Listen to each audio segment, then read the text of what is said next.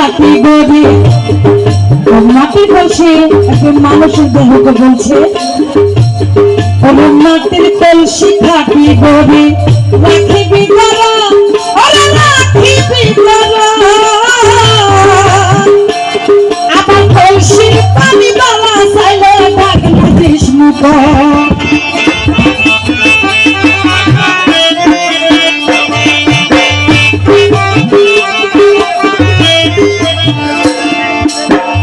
আসলে আশেপাশে কিছু মানুষ আছে অন্য বিপদ করে অন্য সমালোচনা করে